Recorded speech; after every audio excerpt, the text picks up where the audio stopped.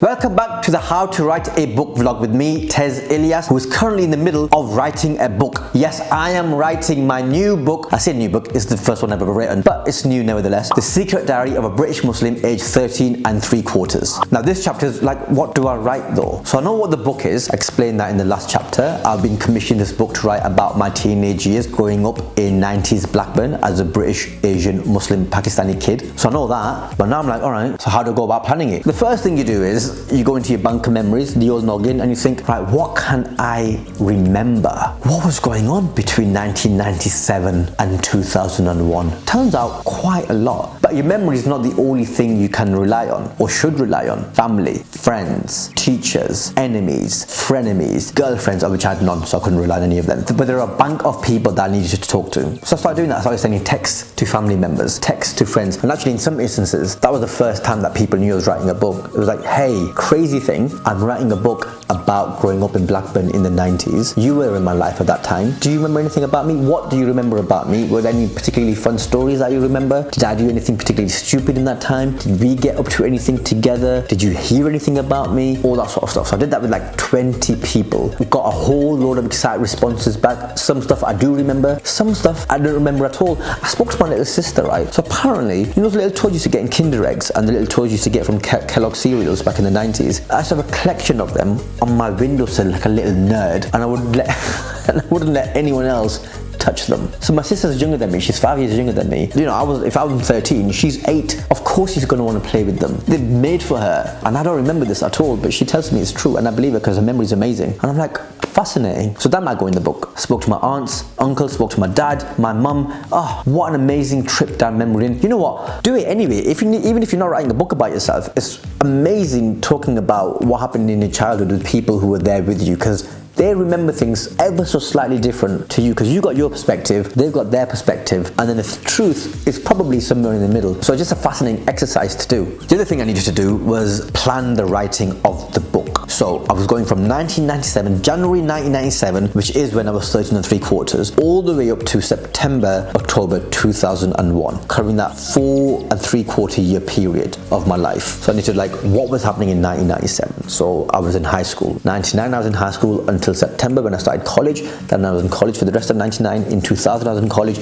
In 2001 I was in college until July when I left college, and then the summer holidays, and then I just started uni in September 2001. Alright, so I know where I was. What trips did I take? What I did was I created a spreadsheet, 97, 98, 99, 2000. And then in each bit, then I had the months on the side. And then in each bit, I just filled in details about what was going on. There's 57 months there. There are 57 cells I have to fill in and say what I might have been up to. Some of them were easy because like, well, I was at school. But then, you know, I remember in the summer of 1998, I took a trip to Pakistan for my sister's wedding, older sister's wedding. So that went in there. Oh yeah, I got my first paper round in December 1997. That goes in there. So I started populating this spreadsheet with all of the things that happened to me. I then Wikipedia'd what happened in 1997, 98, 99, 2000, 2001, and everything that I could remember went in. Oh yeah, I remember when that happened. Oh, I remember this. I remember when handguns got banned. So I started populating the spreadsheet with all those things. And then, guys, I've kept my national record of achievement. It's full of certificates that I got when I was younger. So I started looking at them and going, oh yeah, I got that certificate at that time.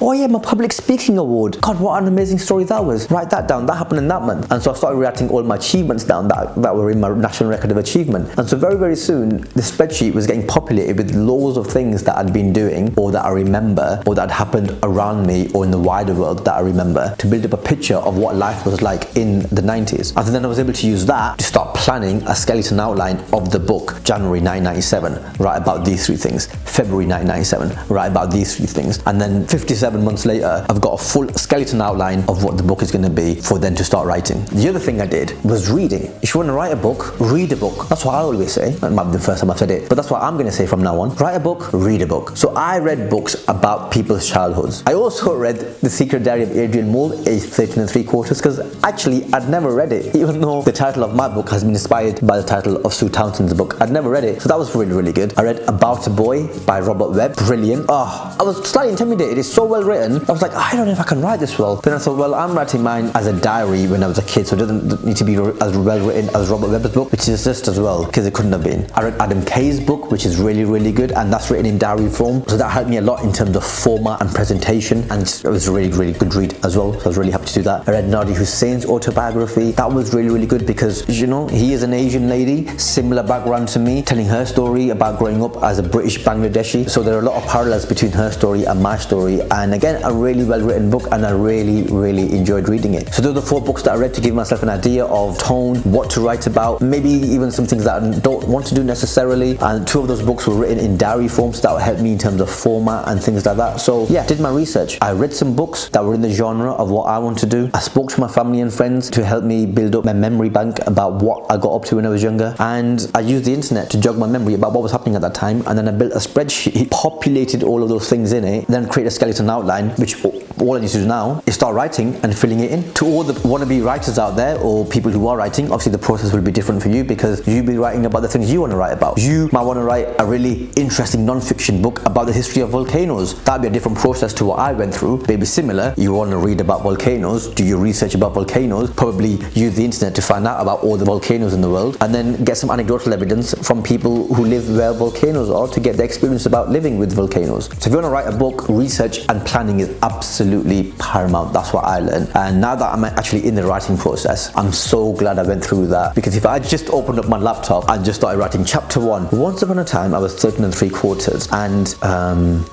what happened? That is what would have happened. But because I'd not meticulously, but because I planned what I'm going to say in each month of the book, I now know what I'm going to write about, and then things will happen where I can just fill in the blanks, or I can shift things around. Can be like, oh, that happened in January 98, but I'll just pretend it happened in May 98 to help the story move along and stuff. So I essentially just put together a jigsaw piece, and now I know how it fits together, or at least the outline of it. Now I can start colouring it in. That's not at all how jigsaws work. The analogy got mixed and muddled in there somewhere, but you know what I'm saying. Guys, I hope you found that useful. Please leave some comments below. Let me know what you want me to cover in this vlog about how to write a book. What questions do you have? Because one of the chapters is going to be answering your questions. So whatever burning questions you've got about the process of writing a book, or if you've got questions about my book, then pop them down below and we'll answer them in a few weeks' time. Please like, please subscribe, and you know what, if you came for the book, stay for the comedy. Go watch some other videos on this channel, including my comedy special, Testify. See you next week for chapter 3.